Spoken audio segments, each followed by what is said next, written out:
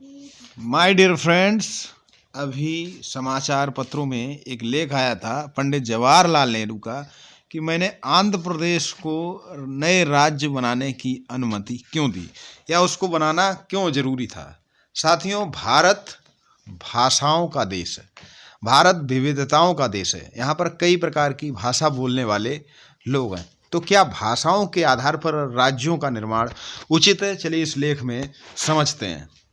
तो साथियों, एसके धर समिति बनाई गई संविधान सभा अध्यक्ष डॉक्टर राजेंद्र प्रसाद ने 27 नवंबर 1947 को न्यायमूर्ति एसके धर की अध्यक्षता में 4 सदस्यीय भाषाई प्रांत आयोग लिंग्विस्टिक प्रोविजंस कमीशन का गठन किया। उसने एक रिपोर्ट प्रस्तुत की। कब? 10 दिसंबर 1948 को। और क्या सुझाव दिया कि भाषा की जगह प्रशासनिक, भौगोलिक, वित्तीय एवं विकास की सुविधा के आधार पर राज्यों के पुनर्गठन का सुझाव दिया। अब यहां पर एक बात आई, भौगोलिक।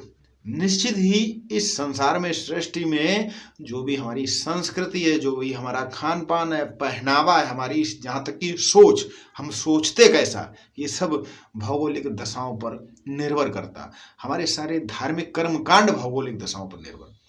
तो निर्णय लिया गया कि वित्तीय सुविधाएं कैसे प्रस्तुत की जाए, भौगोलिक सुविधाएं क्या, उस आधार पर राज्यों का निर्माण किया जाए।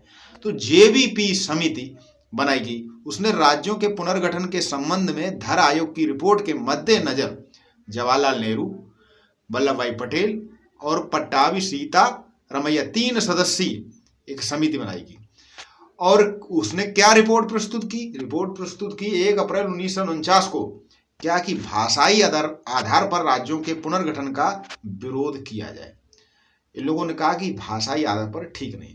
पोट्टी श्री रामल्लू, तो मद्रास के तेलुगु भाषियों के लिए भाषा के आधार पर अलग राज्य गठन के समर्थन में आमरण अनशन शुरू कर दिया, और जिनकी 56 दिन बाद 15 दिसंबर 1952 को मृत्यु हो गई। फलस्वरूप पंडित जवाहरलाल नेहरू ने तेलुगु भाषियों के लिए अलग राज्य आंध्र प्रदेश के गठन की घोषणा कर दी, और आंध्र प्रदेश राज्य का गठन हो गया 1 अक्टूबर 1953 को।